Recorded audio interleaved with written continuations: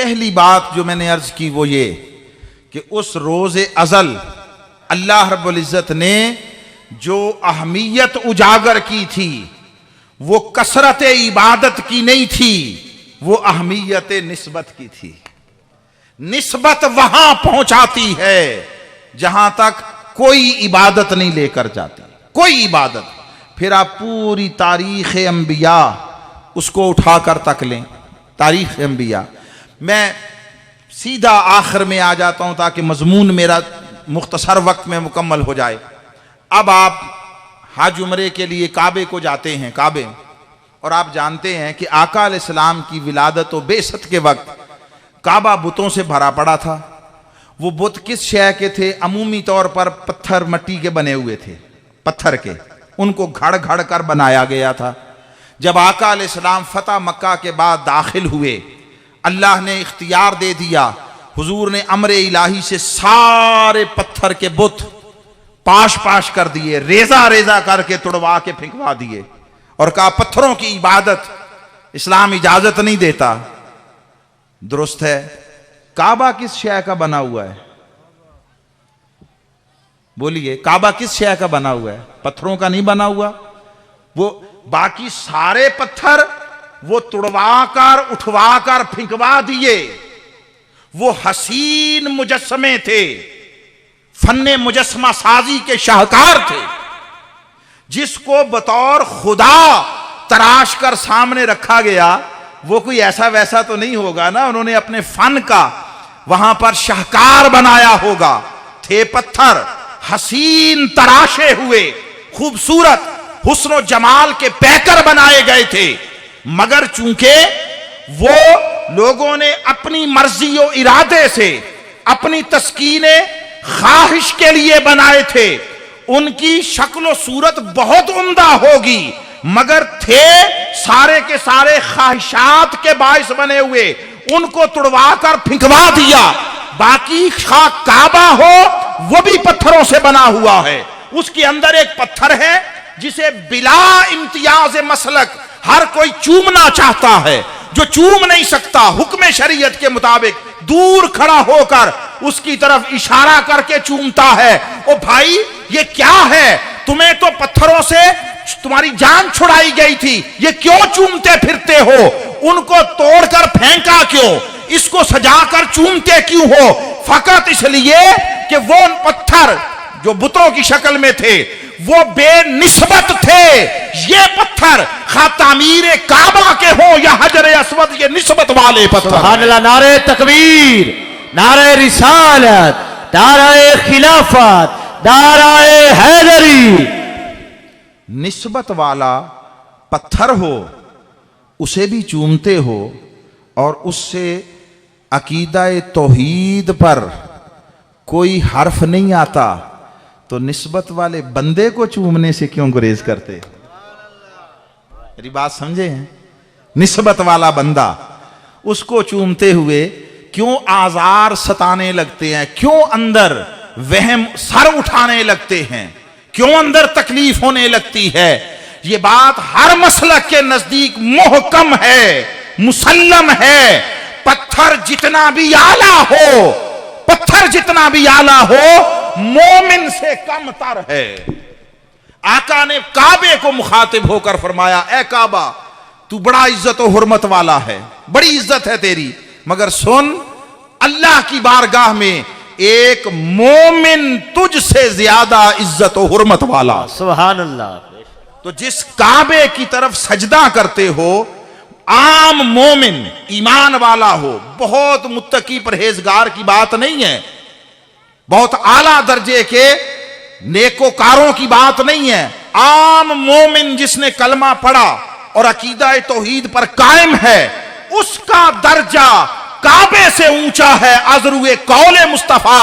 तो फिर जिन्होंने तकवा और तहारत की राह इख्तियार की, जिन्होंने खुद को अल्लाह की बारगाह में पेश कर दिया, जिन्होंने निस्बत खुदा का नूर हासिल कर लिया, जिन्होंने अपनी जाती पसंद नापसंद को तर्क कर दिया, अपनी जात की नफी कर दी, खुद को मिटा दिया, अमरे इलाही के सामने सर झुकाया और इस तरह के जमाने की अदावत मूल ले ली मगर उसके सामने से न हटे, वो बंदाए मोमिन जो दर्जाए विलायत पर जाकर मुतमक्कन हुआ, उसकी अजमत का आलम क्या होगा।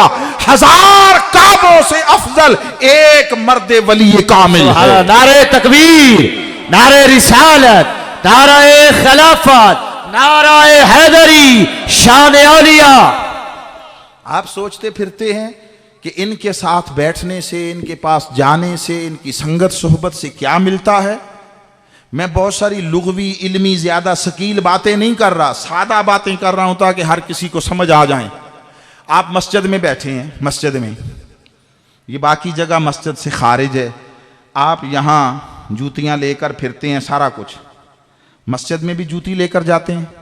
अच्छा चलो मैं और ज़रा ज़्यादा वाज़े करना चाहता हूँ। मस्जिद में आपने शायद ये सीमेंट लगाया हुआ है ना, सीमेंट है ना, फर्श का सीमेंट है। यहाँ नीचे मस्जिद से बाहर आला दर्जे का मार्बल लगा दें, आला दर्जे का, बहुत कीमती, 1000 रुपए की एक टाइल लगा दें, मगर ये जगह मस्जिद में शामिल और दाखिल ना करें। हो मस्जिद से बाहर, यहां टाइलें लगी हुई हैं, उधर सादा सा प्लस्तर हुआ है फर्श पर, यहां जूती लेकर जब फिरेंगे या वहां जूती लेकर। जो मस्जिद से बाहर है, टाइल 1000 रुपए की है, बगैर किसी झिझक के जूतियां लेकर फिर रहे हैं। वहां सादा सा फर्श है, वहां जूती लेकर जाने की ना इजाजत है ना किसी की जुर्रत है। क्यों? इसका माना यह है, ये जो जूतियां उतार कर इज्जत व तकरीम है, ये उस मटेरियल की कीमत से नहीं है, उस मटेरियल की निस्बत से है। सुभान अल्लाह, बेशक ऐसा ही है। अच्छा और आगे वाजे कर दूं, यहां बाहर मट्टी धूड़ रेत पड़ी है, आंधी आई, तूफान आया, ये मट्टी रेत उड़ी, उधर जाके मस्जिद के सेन में गिरी, वहां पर फिर किसी ने देखा मट्टी आ गई, रेत आ गई, उसने इकट्ठी करके एक जगह पे साइड पे ढेरी लगा दी। मस्जिद के अंदर, यहां बाहर थे, आप जूतियां लेकर गुजर भी रहे थे, उस पर थूक भी रहे थे, वही रेत उड़ी मट्टी से, मट्टी हवा से सेहने मस्जिद में गई, आपने एक साइड पे जमा करके ढेरी लगा दी, ना मस्जिद का हिस्सा है, ना मस्जिद के मटेरियल में शामिल और दाखिल है, बाहर से आई, बाद में बाहर ही फेंक दी जाएगी, मगर मस्जिद के सेहन में पड़ी है गली की मट्टी उड़कर। बोलिए कोई है जो थूकने की जुर्रत कर सके उस पर? क्यों? हाय हाय, वो मस्जिद के दामन में बैठी है, जाके मस्जिद की संगत में आ गई है। अल्लाह, नारे तकबीर, नारे रिसालत, नारे हैदरी। इस मट्टी को एक जुमला ये याद रख लीजिएगा, इस मट्टी को अल्लाह के घर की निस्बत आप मिल गई, अल्लाह के घर की निस्बत मिल गई, तो ना आप उस पर जूती रखते हैं जब तक वहां पड़ी है, ना उस पर थूकते हैं।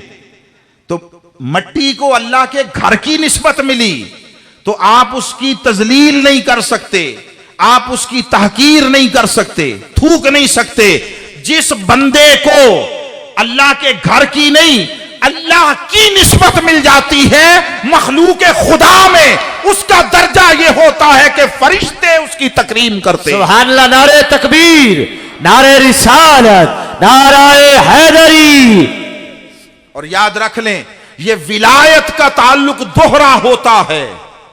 इन्हें देखो ये अल्लाह के वली हैं, और इन्हें देखो अल्लाह इनका वली है। ये दोनों बातें कुरान में हैं। फरमाया अल्लाह हो वलीयुल मुत्तकीन, अल्लाह मुत्तकीन का वली है। इन औलियाउहु इल्लल मुत्तकून, और इनको देखो ये अल्लाह के वली हैं। अब बात समझे, दो तरफा ताल्लुक है।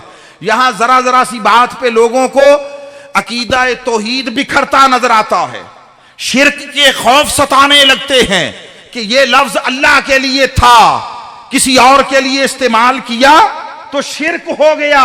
खुदा से पूछो, वो कहता है मैं वली हूं इनका, वो फरमाता है ये वली है मेरे। और अकीदा तौहीद सलामत है, अकीदा तौहीद सलामत है। बाबा लफ्जों की बात नहीं है, उसकी निस्बत की अहमियत है। अल्लाह जब फरमाते हैं मैं इनका वली हूं, तो इसका माना यह होता है मैं इनका सरपरस्त हूं, मैंने इन्हें अपनी कुर्बत की चादर में छुपा लिया है, मैंने इन्हें अपना बना लिया है। और जब कहा जाता है ये अल्लाह के वली हैं, तो इसका माना ये है ये वो हैं जो ख्वाहिशे नफ्स से रिहाई पाकर उसकी दहलीज पे जा बैठे। सुभान अल्लाह, सुभान अल्लाह। अल्लाह भी तव्वाब है, बंदा भी तव्वाब है, हम भी तव्वाब हैं। अगर तौबा करें वो भी तव्वाब है, वो तौबा कबूल करने वाला है। ये दो तरफा ताल्लुक है। इनकी खासियत ये है औलिया की कि ये अल्लाह के साथ दोहरे ताल्लुक में होते हैं, दोहरे ताल्लुक में। और उस दोहरे ताल्लुक की इब्तिदा उधर से होती है। ये बात बड़ी खास है। मोहब्बत दो तरफा है, मगर मोहब्बत आती पहले उधर से है। वो उसी को अपनी मोहब्बत की तौफीक देता है जिससे पहले खुद मोहब्बत करे। उसकी तौफीक के बगैर कोई मोहब्बत नहीं कर सकता। अब वो कैसे? फरमाया वमन यर्तद्दा मिनकुम अन दीनिही फसौफ यातिल्लाहु बिकौमिन। फरमाया अगर तुम दीन को छोड़ दो, फेर लो चेहरा, चले जाओ, तो फरमाया सुनो अल्लाह तुम्हारी जगह एक दूसरी कौम को ले आएगा। उस कौम की खुसूसियात क्या होंगी? सबसे पहली युहिब्बुहुम, अल्लाह उनसे मोहब्बत करता होगा, व युहिब्बूनहू, वो अल्लाह से मोहब्बत करते होंगे। सुभान मोहब्बत हो, विलायत हो, पहले उधर से आती है और वो बंदे को इस काबिल करती है कि बंदा रब से मोहब्बत करने लग जाए।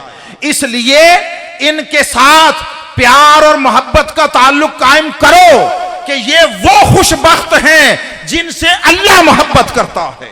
और जिससे अल्लाह मोहब्बत करने लग जाए फिर उसको दूसरों जैसा रहने नहीं देता। सुभान अल्लाह। दूसरों जैसा नहीं। नारे तकबीर, नारे रिसालत, नारे खिलाफत, नारे हैदरी, उलमाए हक अहले सुन्नत। हाजरीन मोहतरम, मैं गुफ्तगू के अगले मरहले में दाखिल होना चाहता हूं और वो बात बड़ी अहम है, इसमें कोई शक नहीं। मोहब्बत पहले उधर से आती है, वो चुनता है, वो मुंतखब करता है। मगर जिसको चुन ले, जिसको मुंतखब कर ले, तो क्या इतनी बात ही उस बंदे को दूसरों से अलग और दूसरों से ऊंचा नहीं बना देती कि रब उससे मोहब्बत करने लग गया है?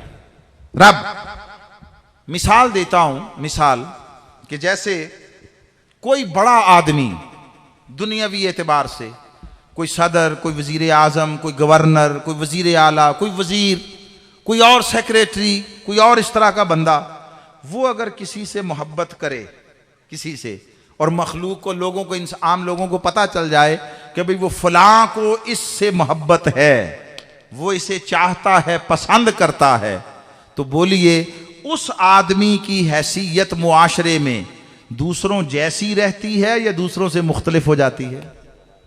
जी, मुख्तलिफ हो जाती है ना। हर कोई उसे रश की निगाह से तकता है, हर कोई उसे इज्जत देता है। कोई इस वजह से इज्जत देता है कि वो बड़ा आदमी इससे मोहब्बत करता है, कोई इस वजह से इज्जत देता है कि यार इसके साथ कोई ऊंच नीच की तो वो बड़ा आदमी नुकसान ना पहुंचा दे। दोनों तरफ के रुख हैं। तो अगर किसी से दुनियावी एतबार में से कोई बड़ा आदमी मोहब्बत करे तो लोगों की निगाह में उसकी इज्जत, उसकी कदर मंजिलत बढ़ जाती है। अरे वो बड़ा आदमी जिसका इक्तिदार और सल्तनत, जिसकी बादशाहत, जिसकी हुकूमत पता नहीं अगले दिन भी कायम रहनी है या नहीं रहनी। हमने अपनी आंखों से देखा, आज कोई तख्त पर होता है, अगले दिन तख्ते पर पहुंचा हुआ होता है। आज उसके फरमान से लोगों की इज्जतों के फैसले हो रहे होते हैं, अगले दिन बैठा अपनी इज्जत के फैसले सुनने का वो मुंतजिर होता है। ये बदलते रहते हैं हालात, मगर वो जिसकी सल्तनत एक दिन कायम रहने की जमानत नहीं, वो किसी से मोहब्बत करे हुकूमत में होते हुए, तो लोगों की निगाह में उस शख्स की इज्जत बढ़ जाती है। वो रब जिसकी सल्तनत को जवाल नहीं, जिसकी बादशाहत हमेशा कायम रहने वाली है, जिसका हुक्म हमेशा वो कायम रहने वाला है, जब रब किसी से मोहब्बत करता है, हर वो मखलूक जिसका रब के साथ ताल्लुक है उस बंदे से मोहब्बत करने लग जाती है। ये मोहब्बत उधर से आती है। अब हदीस पाक साथ मिला रहा हूं, हदीस सही बुखारी की। जब अल्लाह को किसी बंदे से मोहब्बत होती है तो वो जिब्रील को बुलाता है, अल्लाह बुलाते हैं जिब्रील को आवाज देकर। जिब्रील हाजिर खिदमत होते हैं। अल्लाह फरमाता है, जिब्रील मुझे फलां बंदे से मोहब्बत हो गई है, फलां बंदे से। जिब्रील अर्ज करता है, मौला मेरे लिए क्या हुक्म है? फरमाया, जब मुझे मोहब्बत हो गई तो तू भी मोहब्बत करना। जिब्रील मोहब्बत करने लग जाता है अल्लाह की मोहब्बत की इत्तिबा में। फिर अल्लाह फरमाता है, जिब्रील सारी आसमानी दुनिया में मुनादी कर दो, वो फलां बंदा जो जमीन पर रहता है उसके साथ अल्लाह को मोहब्बत हो गई। जिब्रील उससे मोहब्बत करने लगा, ए मलाइका, ए अरवाह मुकद्दसा, ए हूरो खिल्मा, तुम भी उससे मोहब्बत करो कि अल्लाह उससे मोहब्बत करता। आसमानों की पूरी दुनिया में ऐलान कर दिया जाता है, कुल मखलूक खुदा आसमानों में रहने वाली उस बंदे से मोहब्बत करने लग जाती है। जिब्रील अर्ज करता है, मौला और कोई हुक्म? फरमाया, हाँ, ये तो उसकी मोहब्बत का ऐलान और चर्चा आसमानों में हुआ, मगर वो रहता तो जमीन पर है ना, वो तो जमीन पर रहता है, तो वहां भी तो मेरी मोहब्बत और उसकी महबूबियत का कोई रंग नजर आना चाहिए। तो मौला क्या हुक्म है? फरमाया, अब जमीन पर उतर जाओ और मशरिक से मगरिब तक ऐलान कर दो, इस बंदे से खुदा को मोहब्बत है, जिब्रील को मोहब्बत है, मलाइका को मोहब्बत है। जो जो रब से मोहब्बत करता है वो रब की खातिर उस बंदे से मोहब्बत करे। सुभान अल्लाह। नारे तकबीर, नारे रिसालत, नारे हैदरी,